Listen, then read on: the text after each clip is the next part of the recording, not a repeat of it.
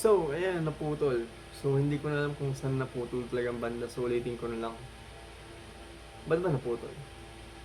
Is it because wala na talagang storage? Pero, yun, bilisan lang natin.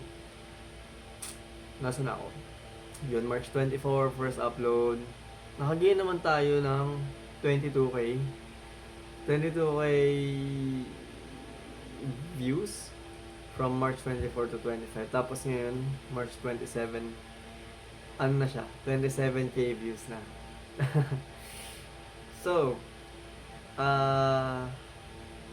nakagain tayo as of the moment ng 70 subs ngayon, which is good. And the weird thing sa analytics natin is 60% of the views ay galing sa TV na device. Then next is tablet.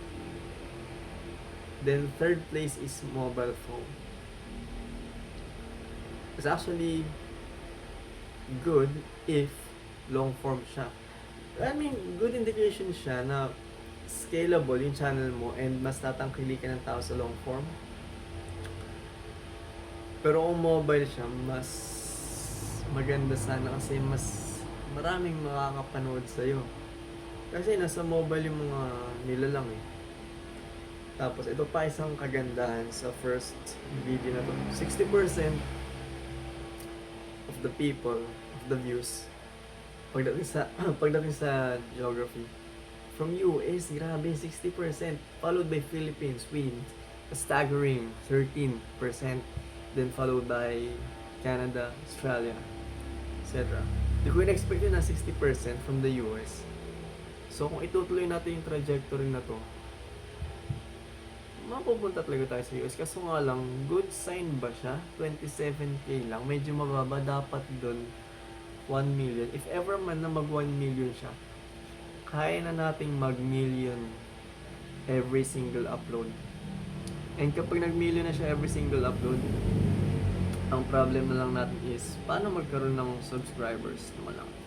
By the way, ang ganda na ng files. I mean, ang ganda na ng natin, operating system. Kasi ang ganda na ng image prompt natin, framing, scenes, etc. And also videos, I think. Pero ginagawa pa rin natin ng paraan yun. We're still improving. Yun. Ang ganda nun. Tapos, by the way, wala na akong cloud subscription kasi ang mahal. Namamahalan ako. Right now, I'm talking to Deep and I still love Claude. Pero, Deep is fine as a rebound. Okay lang naman si Deep. Si Claude talaga. As in, hindi ko sinasabing gawin niya to, pero binigay sa akin tapos yung project. Although, may mali. And sobrang confident na ibigay sa akin. Pero may mali. Tinest ko may mali. Tapos yun, gumawa tayo ng eto pa. Automation tool for generating images. Medyo matagal nga lang siya. One episode or around 2 hours. Kasama na dun yung rate limits ni chat. Around, sometimes ayaw niya talagang ibigay. Kailangan ko maghintay ng 30 minutes. Kapag for example, naka 15 images na ako, kailangan ko maghintay ng 30 minutes or more para lang mag-generate ko sa next batch. So yun. And then, next na ginagawa natin, which is challenging by the way, is yung automation tool for free pick. Oo.